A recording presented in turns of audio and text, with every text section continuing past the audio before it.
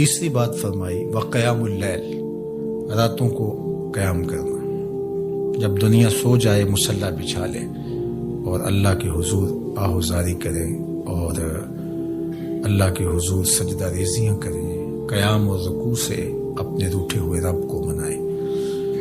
اس سے دلوں کے زنگ اترنا شروع ہو جائیں گے اور دل اللہ کی معرفت کا رنگ پکڑنا شروع کر دیں گے۔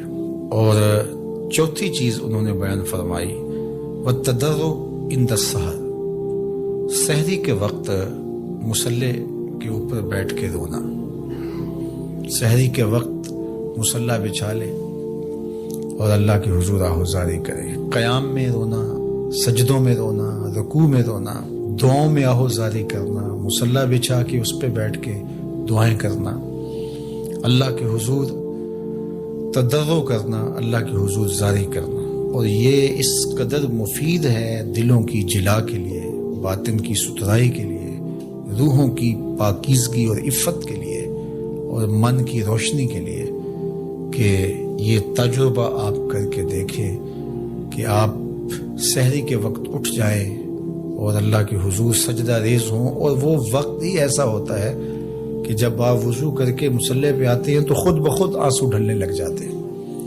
ایک درد اور کیفیت ان لمحوں کے اندر رکھی گئی ہے۔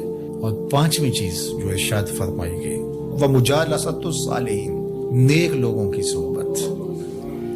حضرت مجدد الفسانی علیہ رحمہ فرماتے ہیں کہ نیک لوگوں کی صحبت کبریت احمر کا درجہ رکھتی ہے، سرخ گندک کی طرح ہے، اور ان کی صحبت دلوں کو پاک کرتی ہے، صفائی دیتی ہے، ستھرائی دیتی ہے۔ اور آج کی تاریخ میں دنیا اس بات کو تسلیم کرتی ہے کہ جو لوگ موجود ہوتے ہیں ان کے ابدان سے کچھ شعائیں نکلتی ہیں، حتیٰ کہ کافر کے اندر سے بھی کچھ شعائیں نکلتی ہیں جو اپنے پاس بیٹھنے والوں پر اثر انداز ہوتی ہیں۔ تو اسیری لہریں نکلتی ہیں مختلف لوگوں کے وجود سے، تو اگر وہ اچھا ہوگا تو اس کے اثرات لوگوں کے اوپر مرتب ہوں گے، اور اگر وہ برا ہوگا تو اس کے اثرات برے اس کے اوپر مرتب ہوں گے۔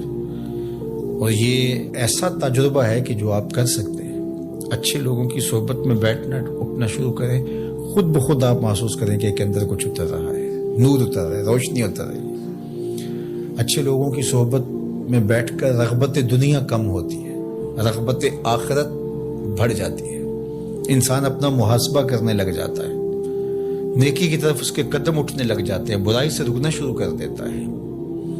اور برے لوگوں کی صحبت میں بیٹھنا شروع ہوں گے تو آپ کی نمازیں چھوٹنے لگ جائیں گی، آپ کی نظر میں ناپاکیزگی آنے لگ جائے گی، آپ کی سوچوں میں آوارگی آنے لگ جائے گی، طلب دنیا بڑھنا شروع ہو جائے گی، تکبر، رعونت، غرور، یہ سب کچھ اترنا شروع ہو جائے گا برے لوگوں کی صحبت سے۔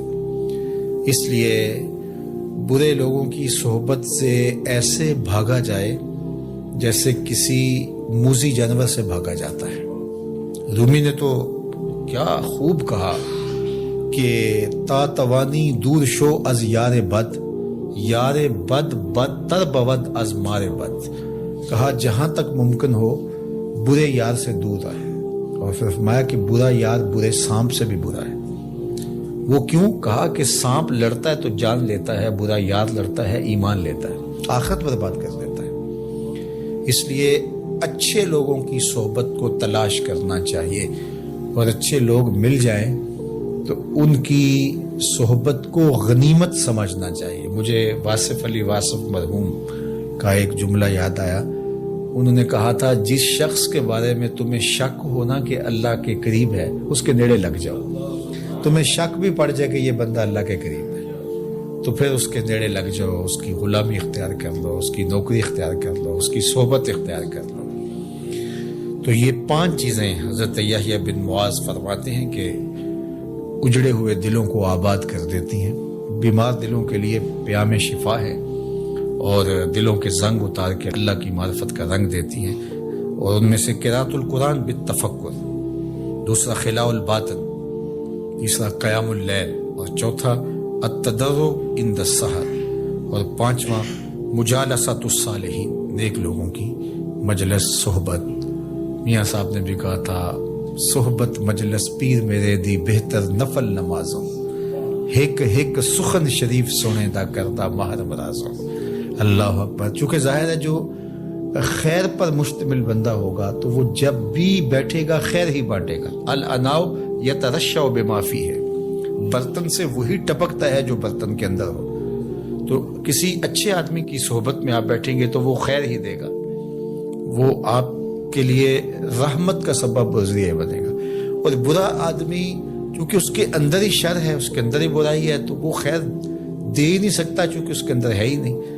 تو اس کے اثرات ضرور مرتب ہوں گے. اور اللہ کے محبوب علیہ السلام نے اچھے جلیس اور برے جلیس کی مثال دی کہ جو اچھا جلیس ہے فرمایا اس کی مثال عطر بیچنے والے کی ہے. یا تو وہ آپ کو تحفہ دے دے گا، جس طرح کہ عطر بیچنے والوں کی عادت ہوتی ہے کہ وہ تحفہ دیتے ہیں، یا پھر اس سے آپ خرید لیں گے. آپ کو عطر اچھا لگے گا، انسانی طبع کو خوشگوار لگتا ہے، تو آپ کہیں گے کہ یہ مجھے دے دیجئے.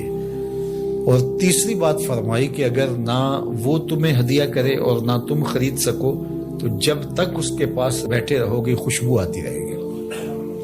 اور برے جلیس کی مثال فرمائی کہ وہ بھٹی دھونکنے والے کی ہے. یا تو کوئی چنگاری اڑے گی اور تمہارے کپڑوں پہ پڑے گی اور ان کو جلا کے خاکستر کر دے گی.